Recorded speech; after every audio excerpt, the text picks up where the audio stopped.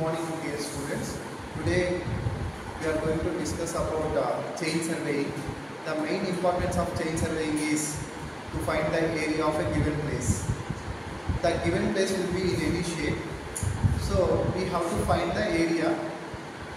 For that, normally what we will do, we are going to find the boundaries of a place. We are going to locate the points. After locating the points, with the help of chain, we are going to do field survey. By that field survey, the details will be entered in the field book, and then the field book details will be collected in lab, and we are going to calculate areas in the lab. So now I am going to show how the field book readings will be.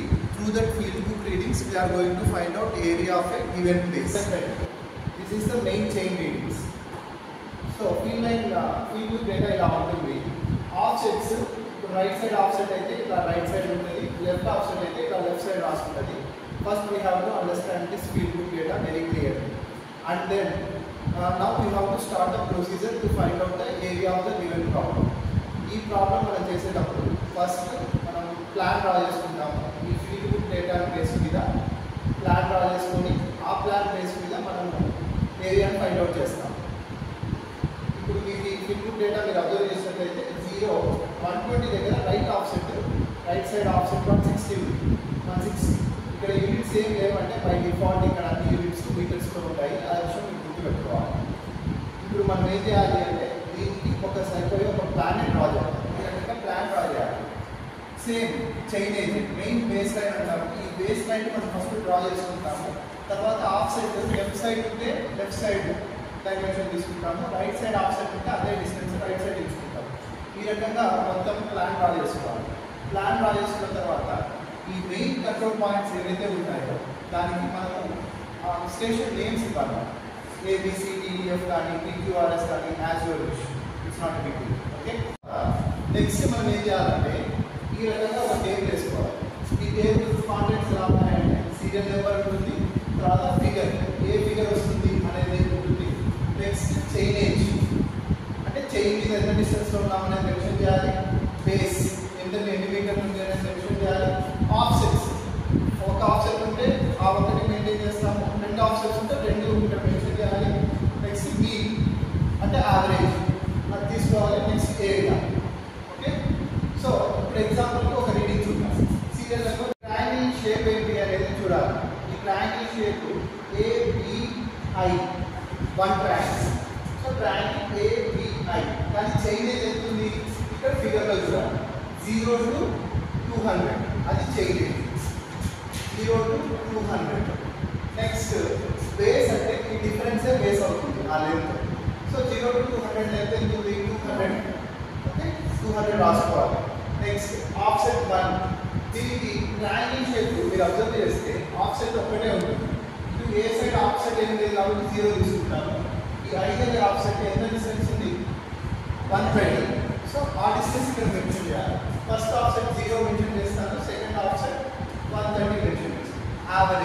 Average అంటే ఈ 2 numbers 0 + 130/2. 0 + 130/2 that is 65. Okay, ఆ రకంగా ఇది వస్తుంది. Next area find out చేయాలంటే that's a right angle triangle. Right angle triangle area ఏమవుతుంది half base into height. So ఆ formula వేసినా కూడా మీకు వచ్చేస్తుంది.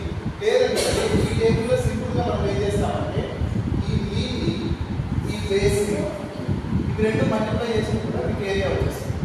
So we multiply this mean and base. Now with the help of calculator we are going to find this 6. Multiply చేస్తే ఇక్కడ ఏమొస్తుంది 13,000 వస్తుంది. ఆ వాల్యూ ఇక్కడ రాసుకున్నాం. ఇప్పుడు let us see నెంబర్ 2. అది ఏం షేప్? ట్రెపెజాయిడ్ షేప్. ట్రెపెజాయిడ్ షేప్ ఇక్కడ రాయాలి. ట్రెపెజాయిడ్ షేప్ ఏముంది BIKC. మీరు ఇక్కడ ఈ ఫిగర్ చూడాలి. ఈ ఫిగర్లో BIKC. సో ట్రెపెజాయిడ్ BIKC రాసిన తర్వాత దాని చైన్ ఏజ్ ఎంత ఉంది 200 to 480. That is the chainage of this trapezoid. So 200 to 480. అది అయిపోయిన తర్వాత ఈ డిఫరెన్స్ బేస్ అవుతుంది. 200 - 480 ఎంత అవుతుంది 280. దీనికి ఆఫ్సెట్ ఇక్కడ చూడండి. ఫిగర్ ఫస్ట్ ఆప్షన్ 130 ఉంది, సెకండ్ ఆప్షన్ 160 ఉంది. సో ఇక్కడ ఆప్షన్ 1లో 130 160.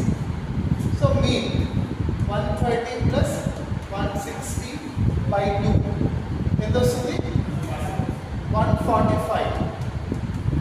ఇప్పుడు trapezoid area h/2 into a plus b. మీకు అది గుర్తుంటే అది వేసుకొని చేసుకోవచ్చు.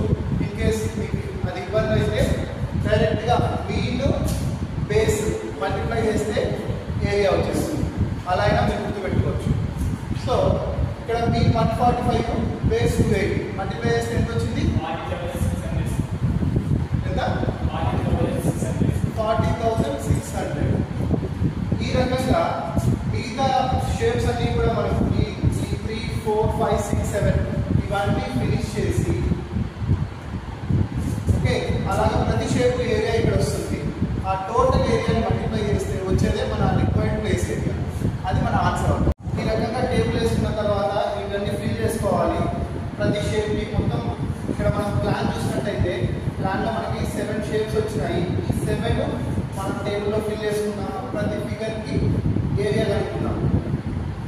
సో అన్ని సింపుల్గా అయితే ట్రయాంగిల్ రెక్టాంగిల్ ట్రయాంగిల్ ఉంటుంది, లేదంటే ట్రెపెజాయిడ్ షేప్ ఉంటుంది.